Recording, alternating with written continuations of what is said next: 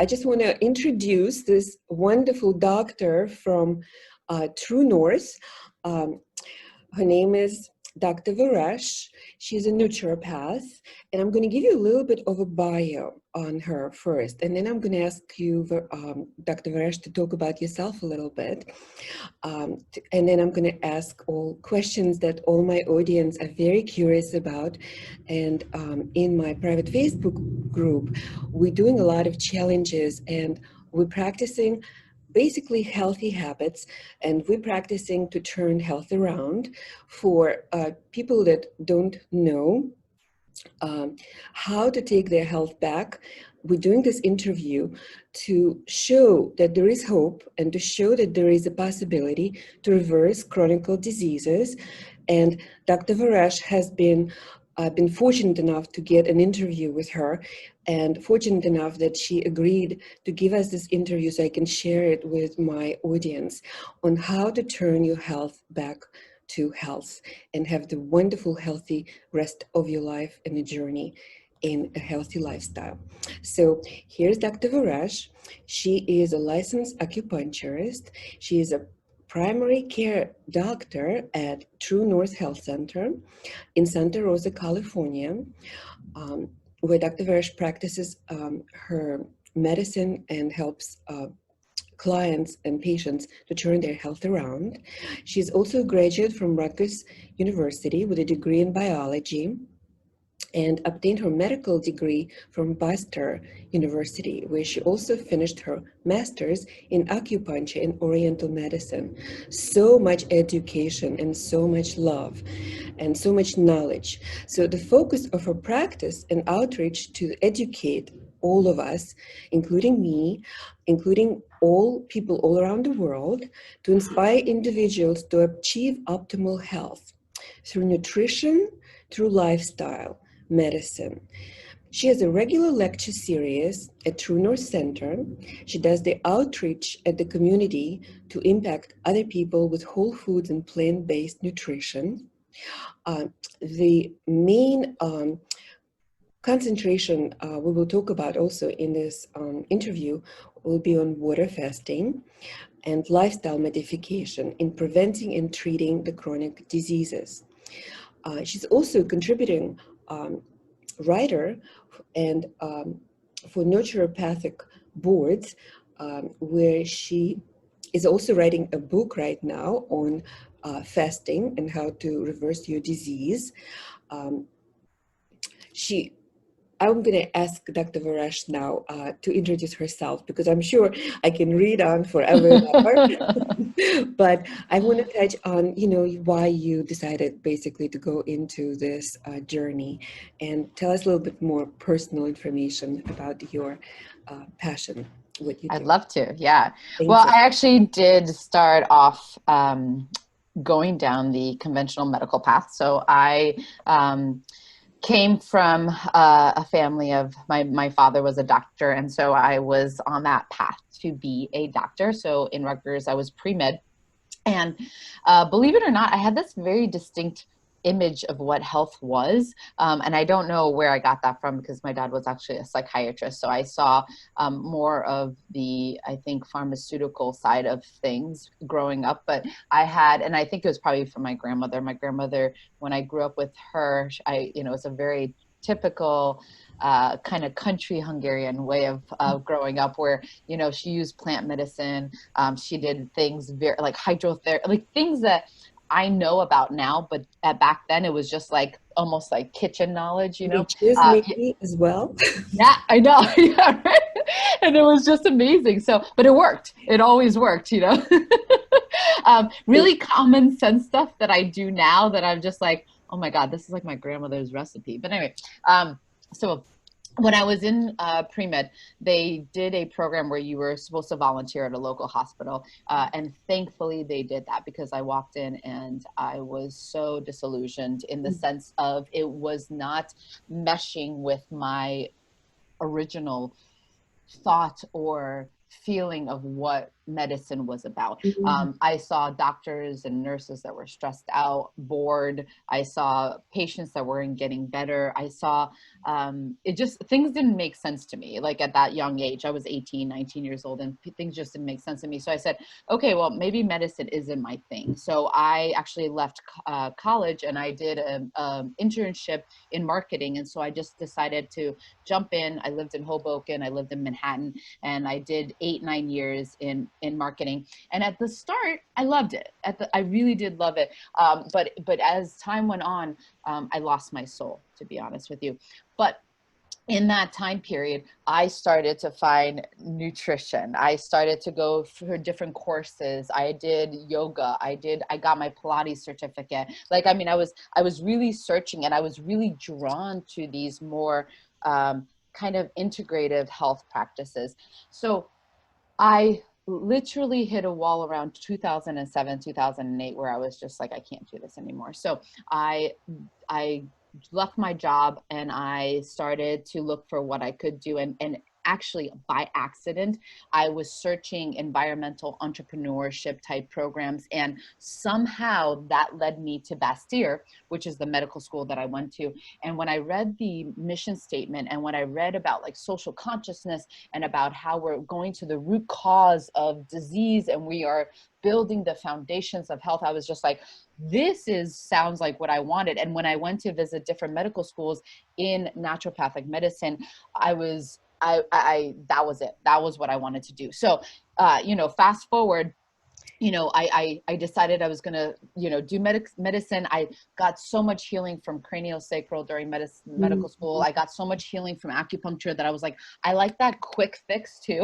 as so acupuncture is like, Yes, you that get someone on the table, and they come off, and they're like, I feel so done. much better. Yeah, done. Right. And so that was really attractive, because sometimes, when we do primary care medicine, we're changing diet, we're changing lifestyle. It takes time, sometimes. So I have that balance. And then I always wanted to work with Alan.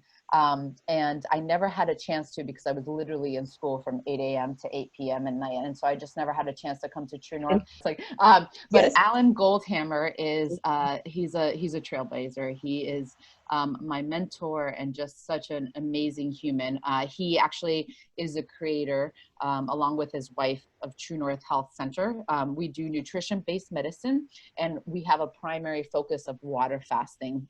So we take anybody from 3 days to 41 days we've done on water only fasting. And we also do whole food, plant-based, that's no salt, no sugar, no oil as well. So yes, thank you for that. And so I always wanted to work with him, but I never got a chance to. And then by serendipitous type of kind of the universe aligns, literally, it always happens that way, It right? always happens, right? I was actually on my way to the East Coast, back to the East Coast, to do a cancer residency at Cancer Treatment Centers of America, and or I was planning to go back east, and the residency at TrueNorth came available because the woman who had it actually fell ill, and she couldn't fulfill. And so the email went out by Dr. Garcia and said, hey, does anybody want to just apply for this really quickly? We can do interviews. And I said, oh my gosh, yes.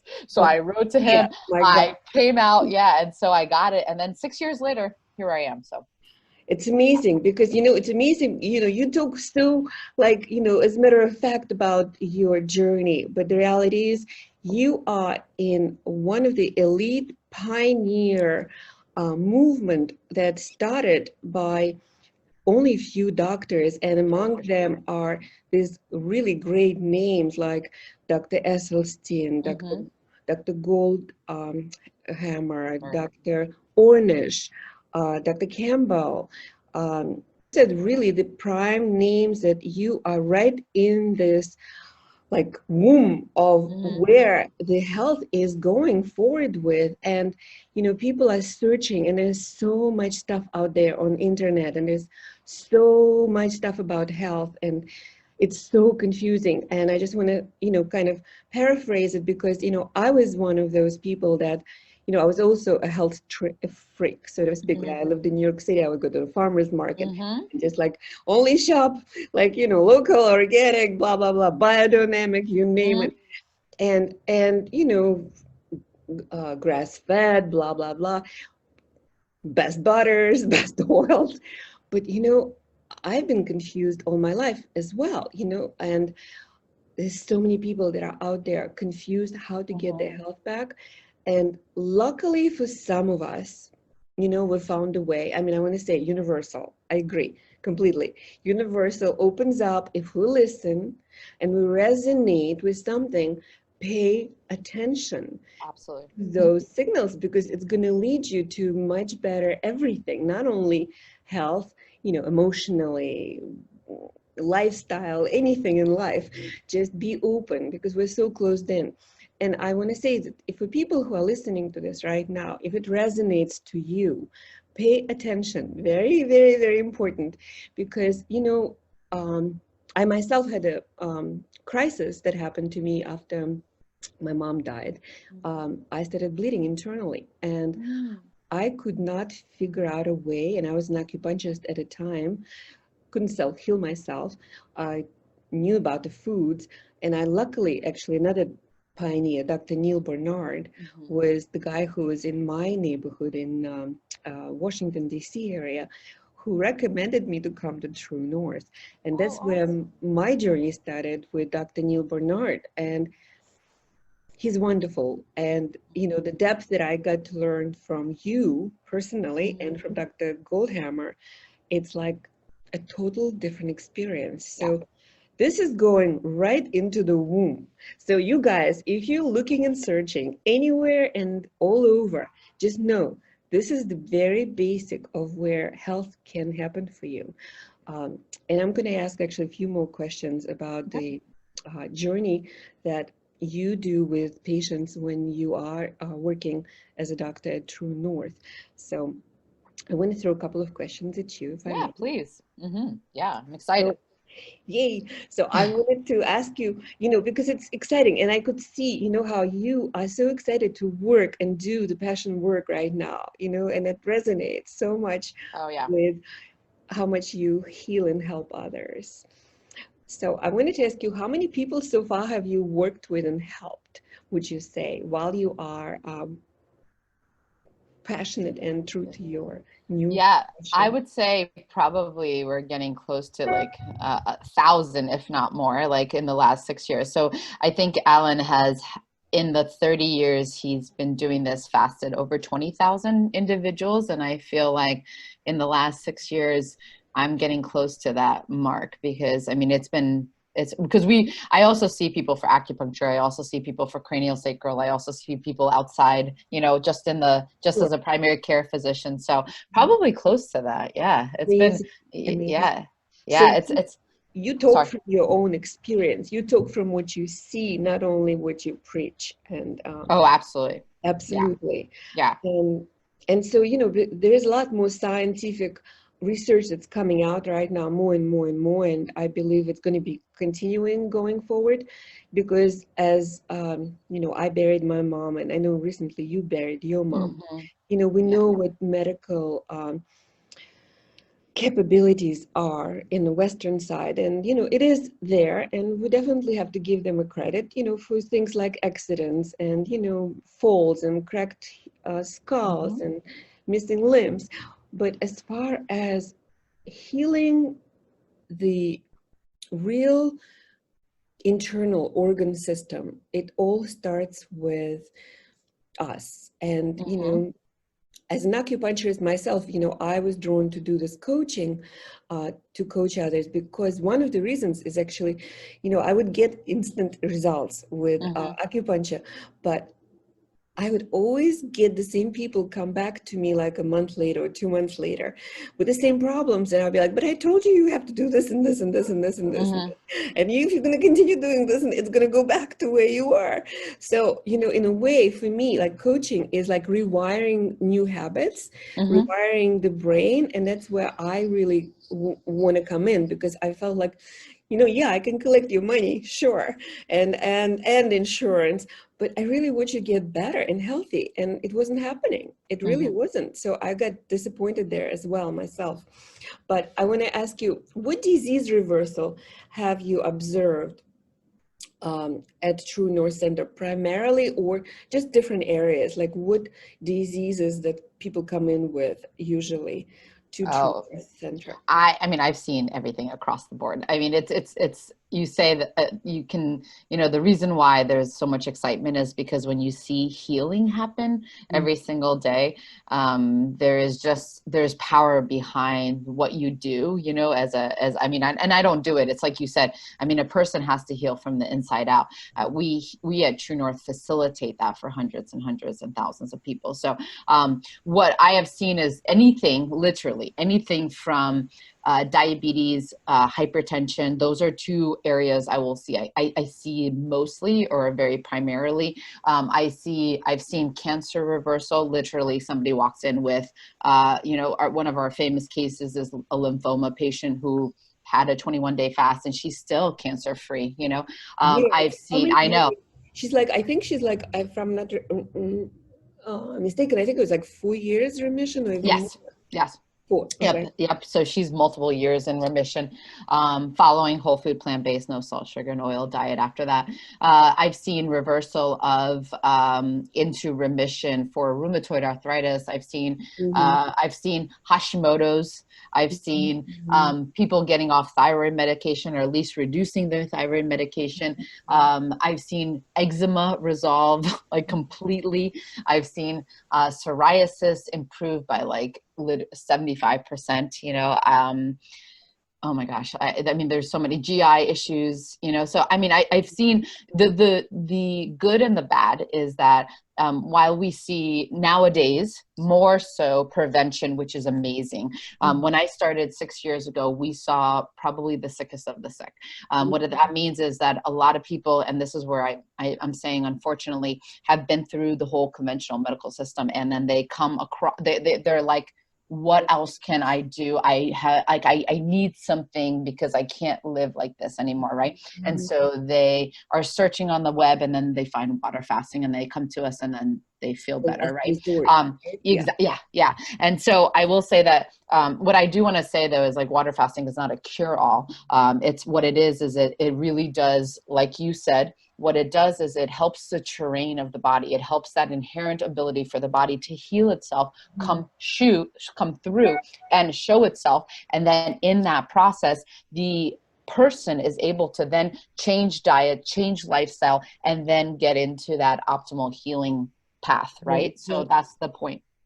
Yeah, it's amazing because, I actually just recently did a couple of challenges online, just to do like a kick kind of start when COVID happened, and people were just like really gaining weight, and they were just stressed out, and I felt like, okay, I'm going to do something online, and I pulled in about 70 people. I didn't know it would be like that popular at the time. It was like 70 people just joined in my private Facebook group, and I did a challenge, and the challenge I did would be based on the knowledge of taking away the salt, the sugar, the oils, and also I would eliminate other foods like breads and milk and coffee and wine and sugar, and give different recipes. And it was amazing. Like a 3-day, 5-day challenges would have so many people brag about that they would lose like 3 to 5 pounds. The symptoms would go away, the energy would go up, and the symptoms would go away amazing in 3-day time. Sleeping better, giving up coffee. Really quick. And one woman I had, she had blood, not blood pressure. Blood pressure. I'm like thinking something else. Went down from 193 over 80 to 116, something like crazy. That's awesome. Like in 3 days. So, the body is just so smart. But and she's probably just really salt sensitive. So just getting rid of the salt is what did it probably. Right. Yeah. And I was like, and she was like amazed. She was like, okay, I can't believe I it. know. Okay, yeah, there you go. Just 3 days. Can you Yeah. imagine what you could do if you change it for lifestyle? Yeah. I know. It's amazing. And actually, Alan Goldhamer was recently featured on Rich Roll podcast, and Rich Roll is he's an ultra endurance athlete who has a really popular podcast, and he's prominent in the plant-based community. And Alan actually joked, but it's true. He's like, unfortunately, or he's like, fortunately, that if you just tell people get on whole food, plant-based, no salt, no sugar, no oil, he's like, many people get better. They don't even need water fasting. It's just, it's amazing. Like, we lose business, right? And thankfully we lose business because people are just getting healthy, by doing that. So yeah. Absolutely. But there is definitely, you cannot say no. There is a place for fasting. Oh, of course. Yeah. Like I had this cancer patient that I mentioned to you, and what I did with her, I would put her on a protocol when she would go for chemo. I would put her on a protocol to have fasting 3 days before, while she's getting chemo, and 3 days after, and I would put her on potassium broth, which I got from TrueNorth. Like a therapeutic broth, you mean? Yeah. Like a vegetable broth. Yeah. Yes. Okay. Yeah. And oh my God, it's amazing. Yeah. It happened. I mean, her numbers just, inflammation markers went down, that she wasn't able to get them down in a year. Yeah. And she lost 20 pounds in 2 months. And mind you, people would say, because you are a cancer patient, you lose weight, right? The doctors would say, you're sick. But she was getting steroids, so she was gaining weight on steroids. So they would give her chemo and then steroids, and she would gain like 80 pounds over a year. I'm crazy. I don't want to go. It's a very it's a tentative, very interesting, I would say, line with cancer patients, to be honest with you. And it's like you said, there's this in-between phase where if they are overweight, losing weight actually could benefit them due to reduction in inflammation and things of that nature that kind of will drive, those different metabolic and just kind of even cell changes that happen with cancer. And there is a lot of good research showing, not a lot of good research, I would say that there's more research coming up, but Longo had a really good paper where he did the day before, the day of, and the day after. So he did a specific approach with his cancer patients, and he's promoting something similar, with different oncology centers around the world. So interesting. Definitely something. So anybody's interested, please look into it. I will post below the name of the center and the doctor, so that if anybody's interested, they can look it up. What are the health benefits of being at the healthy weight? So kind of like I guess I spearheaded that one a little bit. So there's a couple of pieces in that, right?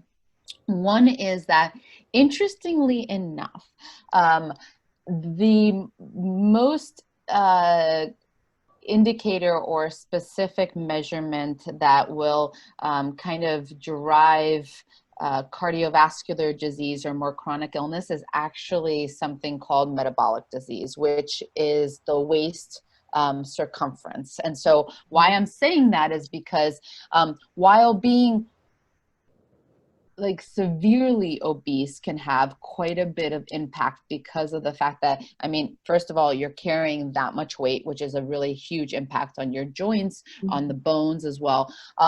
The other aspect is that fat can actually be a really good harbor for different types of toxins in our society or in our world, in our environment. And additionally, there is higher levels of potential inflammation that can happen, across the board in those severe obese patients. When we look at longevity research, though, what we see is that waist circumference, which is very much related to, and that what I mean is adipose tissue that's around the middle, right? That is much more indicative of not only metabolic disease, right, but also indicative of long-term chronic illness, because what we now know is that visceral fat, and when we say visceral fat, we mean the fat that's in the abdomen, that's around the different types of organs that are in there, that could actually drive inflammation pathways. So That's Yeah. very, very, very important. Very Yes. important part. And I also want to add that, they do say that people who have high levels of cortisol usually do carry it also Yes. in Especially around the middle. especially around the middle. So I'm wondering Hmm. if there is also a correlation between that as well. There is. There's a huge correlation. So two pathways that are associated with that. Number one is cortisol drives over time. It's a wear and tear hormone. So in the moment of acute stress, it saves our life. It is what allows us to fight, flight, right, freeze, whatever your stress pattern is. It allows us to get out of danger. So we don't want to shut it off.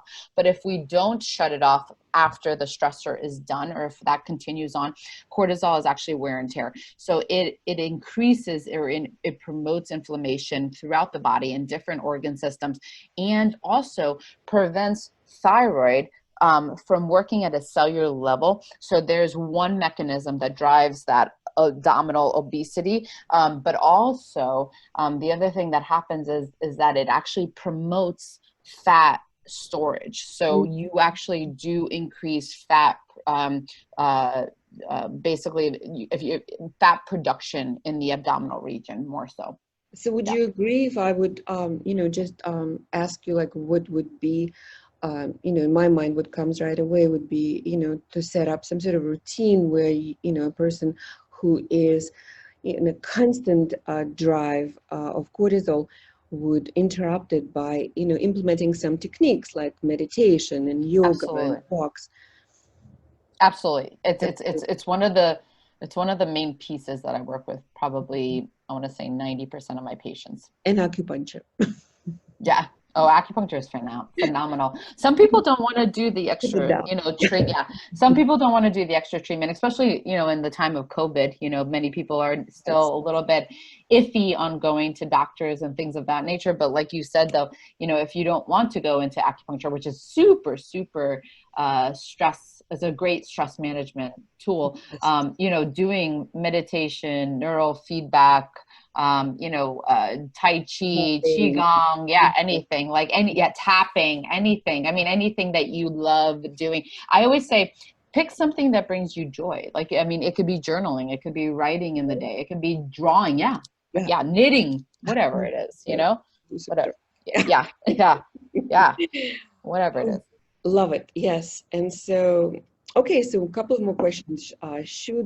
This is another big question a lot of people ask, and I'm sure the same for you.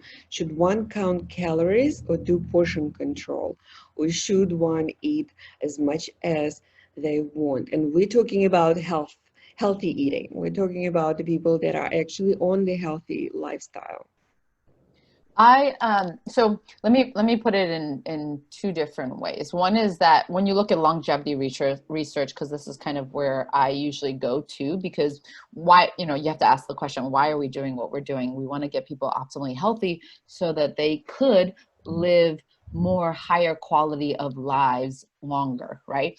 So why I'm saying that is because when you look at research, it actually, you can eat healthy, but there is a component that if you're constantly pushing your body to that full part or over full, you're changing hormonal patterns in your gut. So leptin, ghrelin, you are, you definitely are increasing caloric load within your body, even if you're eating on a plant-based scale, right? So there is a piece of that where when you look at, even the longest living, people in the world, they'll eat to 80% full. They're eating, and they're very intuitively eating to the point of before being full.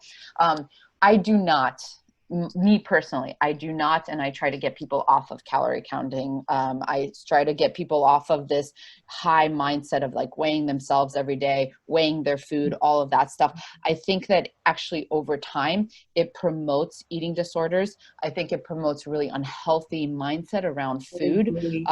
And so what I try to teach people is why are they in a space where they don't want to stop, until they're overly full? There's a reason. I mean, I have yet, and I can honestly say this, in the hundreds and hundreds of people that I've talked to, I have yet to find one case that did not, when you dig in deep, that did not have a very specific reason why people overeat, why people snack, why people have cravings. It could be either physiological, it could be trauma, it could be emotional, it could be a safety issue. That's how they feel safe, is when they're feeling full and overly fed because maybe they had scarcity. What I'm trying to say is that there's always a reason for that. And so the idea is that if you can get to the point, and it could take time, but if you can get to the point where not only are you eating a healthy, whole food, plant-based diet that's no salt, sugar, and oil, you are getting to a point also where you are listening to the cues of your body. You are listening to your hunger. You are then stopping when you're full. And that takes time, and it takes practices, right? I call it eating hygiene. It means when you sit, you get the TV out of there, right? Yes. When you're sitting, chew 25 to 50 times. Try this. I mean, like, to your listeners, try this, because many people are like, I chew plenty. No. How many Most times? of us, 25 to 50. 25. 25 to 50 times. Okay, Most guys, people, listen. This is yeah. very important. Most people most three people do bites. 3. Yeah. Most people do 3 chews. That's it. Yes. And then they swallow. Being in a really calm state. So if you're stressed and you're running around, or you're in the car, or you're about out the door, don't grab something, and eat it, because you're not going to digest it. Driving and Yeah, exactly. getting to a place. Yeah. I know. I actually have, when I do coaching with my clients, I usually say, if you time yourself, when you sit down, there's no distractions, no phones, look at nature, look outside the window, find like a green, whatever, flower, whatever, look at the flower, calm yourself down, and then drink water before, and then time yourself 20 minutes. If you can do 10 minutes usually, add another 2 minutes each time you eat. And yes, chewing, this is perfect. Yes, thank you. Something that, if the way people eat today, it's like almost like, just imagine there is a hole in the stomach, and instead of going this way, it goes right. Just feed it into the center, middle. For sure. It's like, what's the purpose of our cheese and our digestion system and the enzymes? It just disappears. Yeah. Absolutely. Totally. So, okay, so this is very important. So really mindfulness of your fullness, and, because there's a lot of things that come up with whole plant, is that, eat salad because they're like empty calories, but eat as much as you can just to stuff yourself in. But no, it addresses everything, including salad, right? Absolutely. Resentful. Absolutely. Yeah. And so what do you consider healthy foods? Healthy foods to me is really the rainbow of whole food that are exclusively plant-based. And what I mean by that is like really getting as much variety as you possibly can in your diet. That's going to help microbiome, diversity the most. And so what that means is that, take the plant-based kingdom, anything that's out there. I mean, I recommend, if you can, go to your farmers markets, get more heirloom varieties. Let's start supporting heirloom farmers, right? Getting out of like the whole, GMO kind of crop rotations. And so absolutely no salt, sugar, and oil is going to be super important. I usually, if people aren't ready for the whole kit and caboodles, because it's a big deviation from what standard American diet is. So, but if people can get just to the whole food plant-based portion, I mean, they are so, 75%, 80% there. So the last little pieces is, how do you modify the lower salt, the lower sugar, and what I mean by that is the added portions that we have in our society. And cooking, I always say, don't cook with it, just add to it after you serve it, so that it just hits your palate a little bit, and then you're okay to experience. Plus, we have salt. There are a lot of people saying sodium is so important, but you have sodium in everything, like all the root vegetables, celery. Like if you clean your taste buds, and you have a celery, it tastes salty. Oh, So absolutely. absolutely. And another thing I want to ask you, you just mentioned microbiome. A lot of people don't know the word. What is microbiome? Microbiome is basically the term associated with, I'm going to say, our ecosystem that we have in our bodies. Yeah. And what I mean by that is that, if we have 1 trillion cells, we are estimating that literally it's the microbiota, and that's the bacterium, the virus, the fungi, the different, organisms that are actually not only on our skin, but that are lining every single orifice that is in direct contact with the environment. So around our eyes, in our nasal passages, in our mouth, down our esophagus, in our intestines, like I said, on our skin, in our lungs. And so we are an ecosystem. If you think about it, like our cells are a part of this diverse interplay amongst all of this. And it's not these microbiota, or this whole microbiome system is not just there taking up residence. It actually works with us. So it was there before we were there. And it is this amazing system that helps us with hormonal transporting. It helps us with neurotransmitters, which are the different chemicals that our brain and our gut releases, right? It helps us with how we digest food, how we store fat. I mean, it's really diverse. It's like an Thank you. intercommunication That was protection. very important. Yes, Yeah. appreciate it, because a lot of people are talking about microbiome, but it's more interesting to hear from this point of very simplistic explanation, which Mm-hmm. totally makes sense. Thank you. And another question I have: are there any foods that are discouraged or forbidden, for health reasons? Well, this is what I'm going to say. I don't prescribe to using for like words like forbidden and things of that Agree, nature, because agree. again, here's the thing. I when you Discouraged. discourage, because when I look at the microbiome, and when I look at various cultures around the world, I can honestly say, like, here's a perfect example. If you put one of the very primitive, like, Eskimos that live up in the Arctic Circle or even Alaska, they're not going to do so well on a whole food plant-based diet up there. You know what I mean? Like, strictly on that. I mean, would they do well if that was incorporated? Of course, everybody will, but the level of fat that they need just to be in that environment is different. So I'm just using that as an extreme example of the Totally fact that true. where the forbidden is out the window, just for your listeners to understand why I don't like that word. But discouraged, yes, I definitely, there's enough research out there in the world right now that does support for chronic health, for microbiome health, for across the board longevity, to really reduce or eliminate any kind of animal protein consumption. So that means eliminating not just red meats, but chicken, your fish, eggs, things of that nature. Dairy is probably one of the most inflammatory substances in society today, not only just inherently for multiple kind of populations, but also because of the fact that, unfortunately, we have factory farms. And so we not only are taking in a substance that truly is not designed for humans in a great sense, but also it has added hormones in it. It has added, antibiotics in it, and the feed is GMO.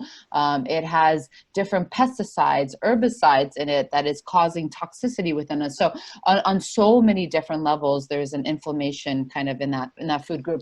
I don't across the board, I'll be honest with you, I don't across the board just get people off of gluten. I do definitely caution people with gluten because, again, this day and age, there's quite a bit of increased GMO and different pesticides, herbicides associated with it. We're using monograins. Our agriculture is not the best in this country.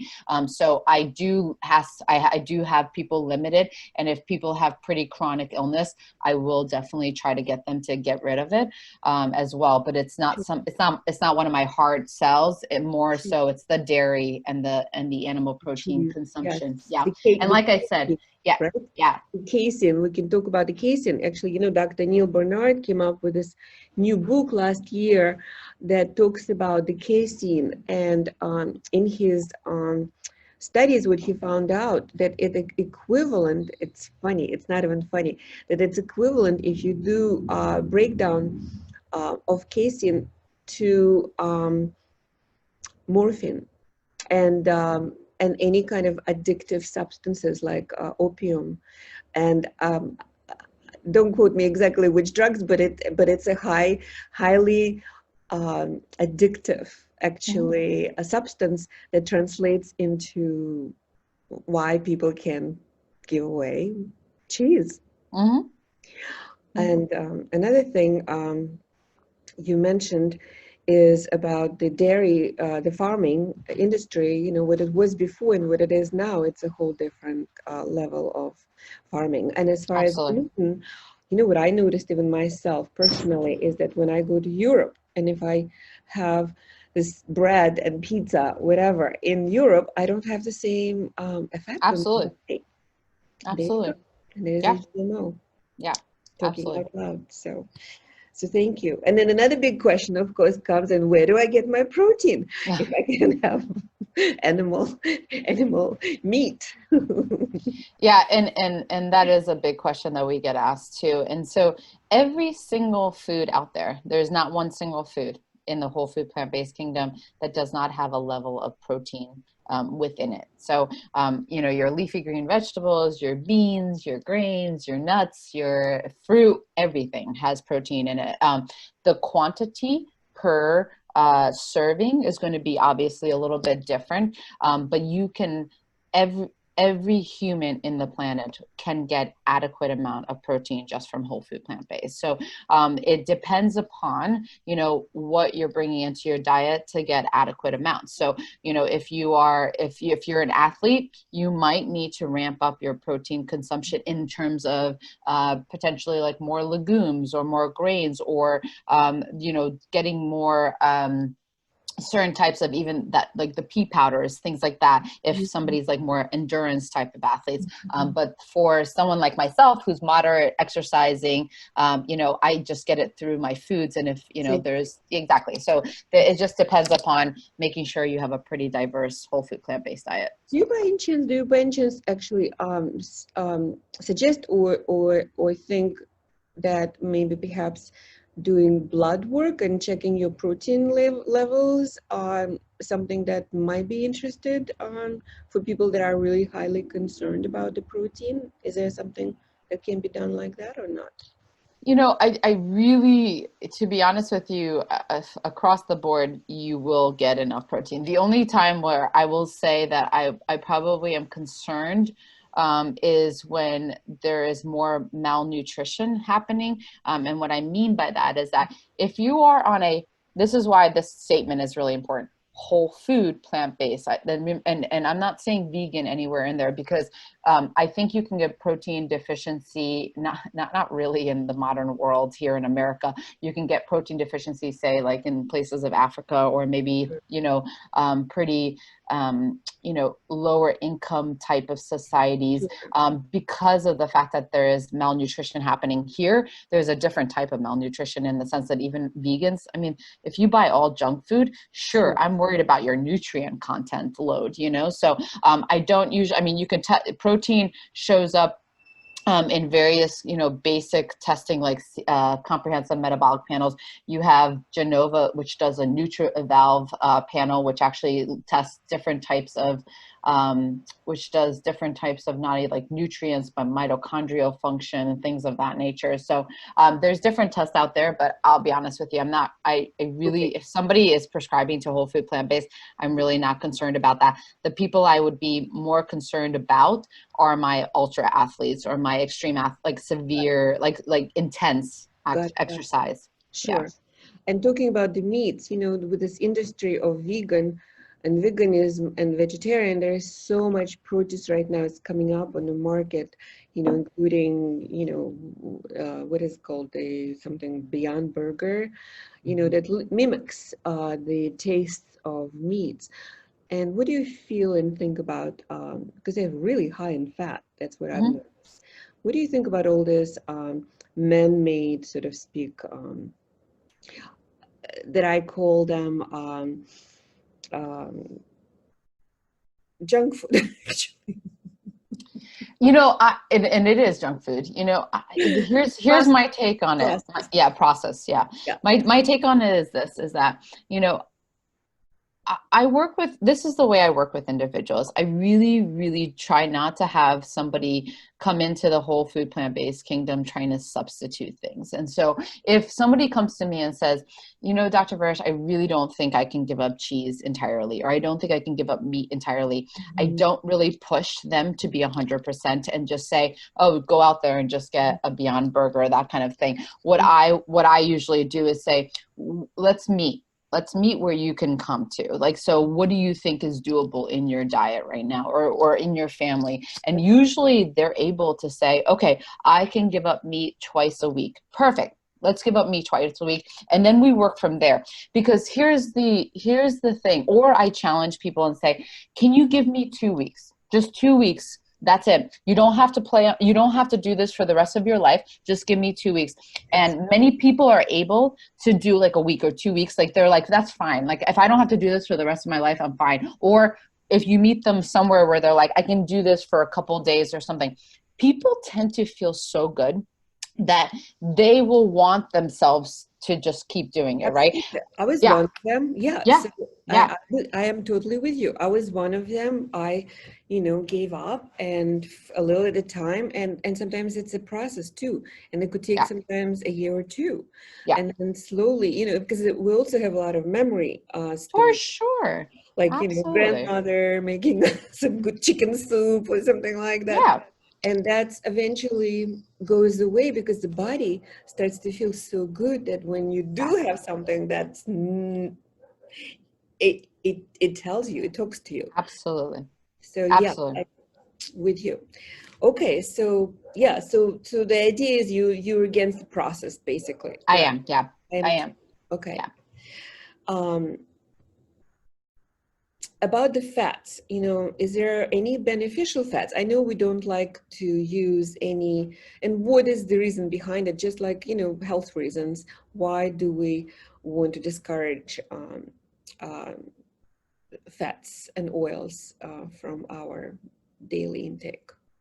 So just like sugar, salt, oil in a concentrated form is to the level that it's above and beyond what it is that we really need in our bodies. And it, a lot of times on the level that we intake it, can drive inflammatory processes, Inflammatory.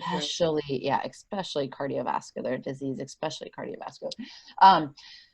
I would say, and there's different schools of thought. You have Esselstyn, you have like different, and it really depends upon the patient, Mhm. and depending upon the chronic illness that they have, or where they are in their life. But I do believe, and I do not do a no fat diet ever, really. Even in my cardiovascular patients, I'll be honest with you, I usually do prescribe a little bit of fat. I across the board, if we're talking about like preventative health, or we're talking about somebody who just wants to get optimally healthy, I usually recommend a thumb size of fat per meal, Yeah. or I have them, or I'll have them combine that, and use that within the day somehow. So I do think that a little bit of healthy fat is really powerful. And what I mean by that, flaxseed, chia seeds, nuts, avocado, things of that nature. And the reason why is because, our bodies, our cell membranes, our phospholipid layers, there is this beautiful myelin sheath that's around our nerve ending, or our nerves, so fats are, and it's really like, I've had multiple people actually on really, really low fat diets, and they'll come to me and they're like, and their thyroid looks great, they have no thyroid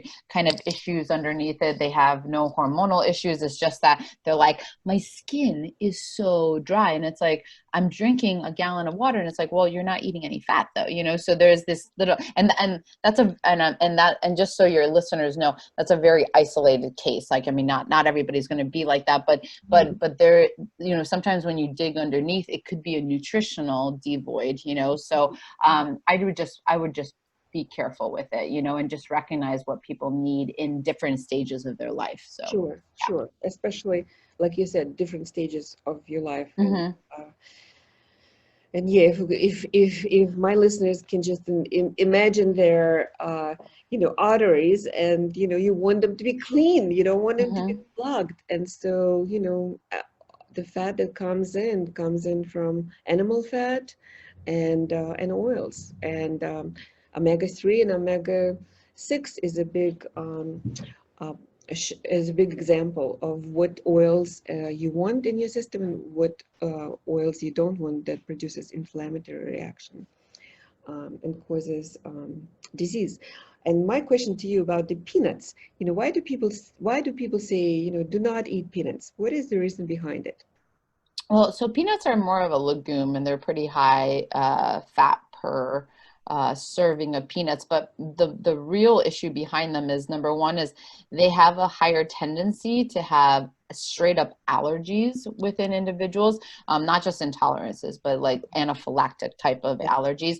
But also, many of them have a propensity towards an aflatoxin, which is a growth of a certain organism that actually can cause reactions in a majority of individuals. So that's why. So so it's a little bit, it kind of drives more of inflammation in more individuals. So that's why we say that, you know, across the board, you know, you probably should just switch to almonds or walnut butters or hazelnuts or Yes, whatever it is. cashew nuts, yeah. Yeah, Well, whatever. another thing I just recently heard, which I didn't know about myself, is that apparently almonds are really heavily pesticized.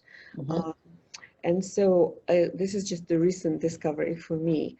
And have you heard about it as well? Oh, absolutely. And also, I mean, almonds, they take a ton of water in order to Yes, grow a environmentally. small amount of almonds. Yeah. So again, I mean, this is the whole, you know, Environmentally. why, yeah, exactly. This is a whole nother kind of, I mean, we can go off about this Yeah, whole nother topic too, but this is also why I don't believe in, you know, vegan cheeses all the time. And yeah, like, you know, every now and then, if somebody if somebody says to me, they say, you know, I just really, like, I really want to get off cheese, but I need this one piece. yeah. I'm like, okay, you know, there's Kite Hill.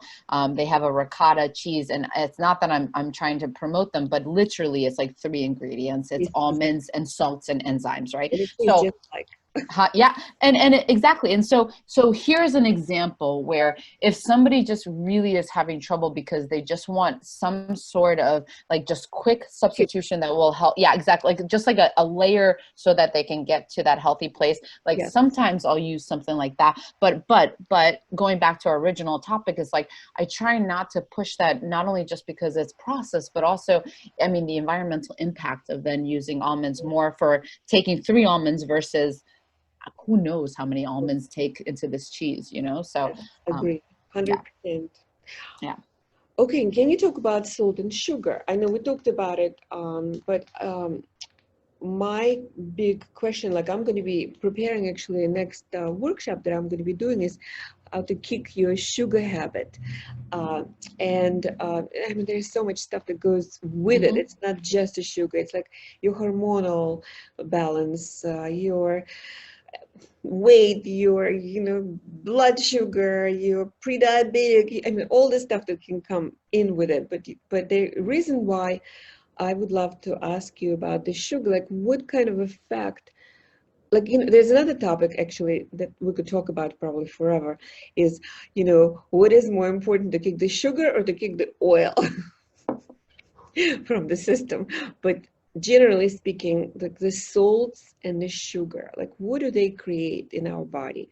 What havoc do they create in our body?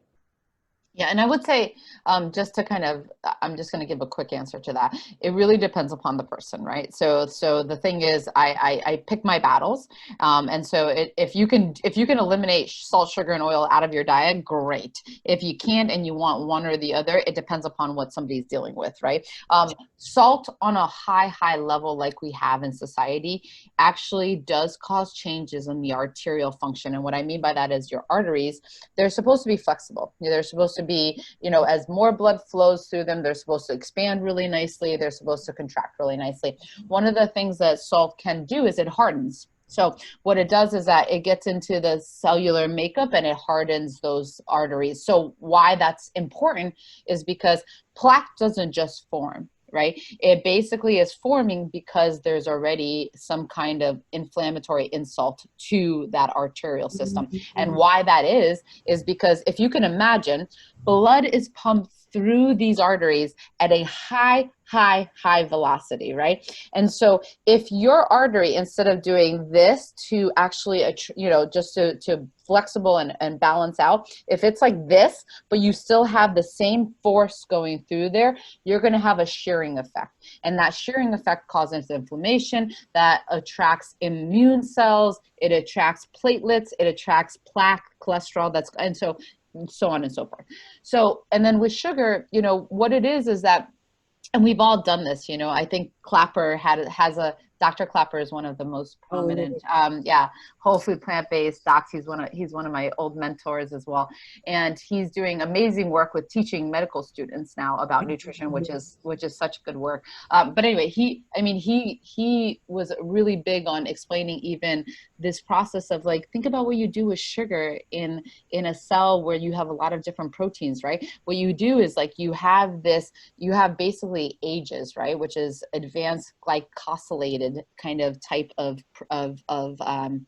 complexes or products, and those cause damage throughout the entire body. And so when you have these and they're properly termed AGEs, they start to cause inflammation. Here's a perfect example: diabetes, right? Why do people have neuropathy? They have neuropathy because high levels of glucose will then degrade or actually damage blood cells, right? Yeah, exactly. Well, they actually damage circulatory cells, and then basically you don't have the blood flow to the nerves, and then the nerves actually start to die because they don't have their beautiful nutrient source. So so and this is what, and it can be reversed so quickly. Like, I really, seriously, this Yes. patient that I was talking about to you previously, she also had neuropathy, and so I took her off, whatever, certain foods, and she just, said to me, like, in 8 weeks she can feel her feet.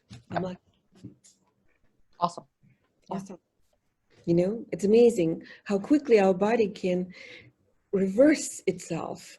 Absolutely. But you have to know all this stuff, because people don't know it, and the oils again, right? And so between the salt, sugar, and oil, you said you would first omit which, if you had to. Depends on the patient. Depends on the patient. Yep. I don't do a blanket statement on that, because if somebody has autoimmune, I might do salt first. If somebody has cardiovascular issues, I might do salt or oil. If somebody has, some kind of GI issue, like really intense, like digestive issues, I might do sugar first. So it depends upon fatigue, maybe sugar, Right. Okay. Got it. All right, great. So guys, listen and learn. So another couple of questions. I know we're going to be coming to the end soon, but and you just have a wealth of information. I would love to do another interview with you on a different subject, because you know so much, and thank you so much for sharing with the audience your knowledge and your passion as well. And so I usually work with clients that want to lose weight, and some of what I work with is specifically on habit change, but a lot of times people do regress. And so I wanted to ask you about, like, what have you observed in the clinic? For example, people come to lose weight to TrueNorth initially, and they lose the weight, and then they go back home and they go back to their own regression. And my question to you is, like, how long does it really take to retrain your habits, I guess, you know? I mean, what would you call it? Is it habits? Is it neuro? And how long does it take really to? There's no set time. So everybody has a little bit of a different path that they're on. And so, and I want to make that really clear because you know, there's so many books out there that say, you know, change your habit in 21 days, change your habit in 90 days, change or whatever it is. And here's the thing, while they probably work on the onset, we are humans and we are faced with different stressors, different environmental cues, things of that nature. And so what I have found, and I'm going to really simplify it for people because this is what I found, there's no such thing as failing. When you revert back to your old quote unquote habits or ways of doing things, it's really not failing. It's more about this growth and learning. You have to, we do that because there is a lesson that we're learning from that. And the problem is that many people, what they'll look at that as being like, oh, I'm done. I had that cookie and now I'm done and I'm worthless and I have to go and now eat the entire bag because what is the point, right? And so the other piece of that is not only just not looking at it as like a failure, looking at it as what you can learn from that situation, but also coming at this with an immense amount of self-love and an immense amount of working on that worthiness, because across the board, after 6 years of doing this, I will tell you this, is that you can get people into healthy habits if they are constantly looking at their failures as a way of them not being perfect, or as a way of them constantly in this state of just they have no willpower, right? They will never be able to do it. What's the point kind of mentality, unless they start to really unwind that and say, okay, you know what? I was just under a lot of stress. And so I really want this cookie. And that is what I want. And I teach them little tools, like, you know, before you reach for it, maybe go for a walk, grab a cup of tea. If you still want it, have it. Like, have it, but be mindful about it. Be there, be in the moment, eat it, savor it, right? And see how you feel. Because here's the thing, when people actually sit there and they actually are aware of it and they say, that stressor is what brought this on, I'm going to have the cookie, they're going to eat it. Two things happen across the board when people get more into this. And I know this is hard to believe. I really understand this is hard to believe, but the cookie is not as good, to be honest. And number two is the way they feel afterwards, because they're so aware of their situation, they feel like crap. And so they are going to be so in tune with that when the stressor hits again, number one, they're going to be aware of the stressor. And they're going to say, that's why I'm going for this cookie. And then they might still have it this time, but maybe the third time they're going to be like, do you know what? The last 2 times I felt like crap. I don't think I'm going to do that. And it takes time, you know what I mean? So, and it might take them 12 times. But the point is that if you're constantly learning, if you're constantly aware, if you're constantly coming at this with a lot of self-love instead of this destructive self-demeanor, you're gonna come through it. Yeah. I love it. I love it. I think that's very, very, very powerful. I also want to add to that maybe sometimes, like I would say, you know, get very curious at the moment, like what is really happening, like why am I doing this, you know, and get to the clues, real clues. And like you said, love it totally. The sabotaging, like, because sometimes, like, I have people who would say, well, you know, I always sabotage myself. I'm like, yeah, great, you do, but get curious, like, why? What is it about? Why are you sabotaging yourself? Like, who is sabotaging? And a lot of times it's funny, you know, what happened. Actually, recently I had a client who mentioned to me that she's sabotaging herself and just want to reach out and have that extra cookie. And when I do my coaching, we go down the lane and we ask like who is really sabotaging you? And a lot of times it would be a child at a certain age that didn't get something that they were. And so we start looking at this like, oh, okay, this is my 14-year-old sabotaging myself and saying, you know, no, you can't do it because somebody told me I can't do it. And so we take that 14-year-old person and we actually, from ourselves today as an old self, you know, love, mothering or fathering child, you talk to that person and you say, yeah, I love you, yeah, you can do it, and so this is also some of it psychological and some of it is, like you said, stress related. For sure. And it's new habits that gets rewired in your brain. And sometimes it takes 3 months, sometimes it takes, like you said, not 90 days, sometimes it takes a couple of years, and that's okay. Totally okay. So last question before we end. Like, Fantastic. When you say, yes, for this topic, when you say people do the True North, like then they go for 90 days and stay there for 3 months and they come back, and what do you suggest that they would do when they go back? Because, everything is prepared for you there. Everything is in love. There is all these beautiful people around. There is such a great support system. When they come home, they really don't have that same support system. And a lot of times, that's the time, I think, personally, to do something about it. And, having an accountability partner I think, is crucial. I agree. So what do you suggest? And I actually spoke to Dr. Goldhamer about it, and he said that, well, we're putting the program in place. I don't know, is it happening? It did. It happened. It happened, yeah.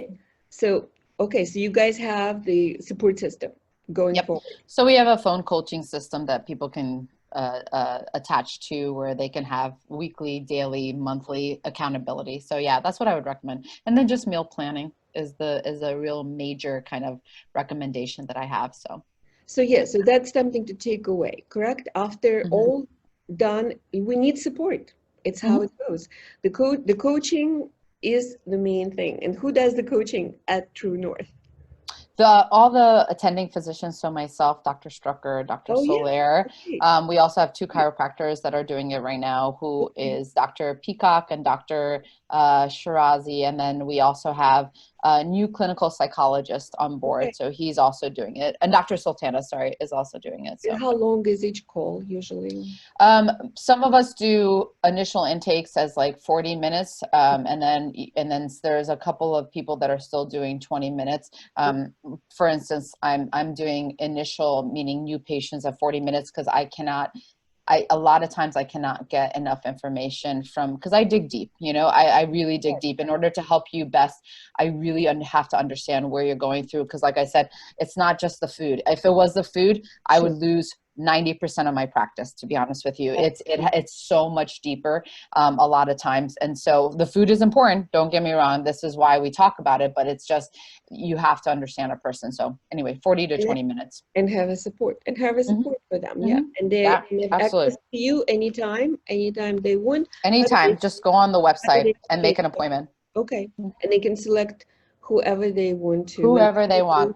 Now you know more about Dr. Veress. So if you have a need and you have a desire to make an appointment, you reach out. I'm going to post the information specifically of where you can find Dr. Veress as well.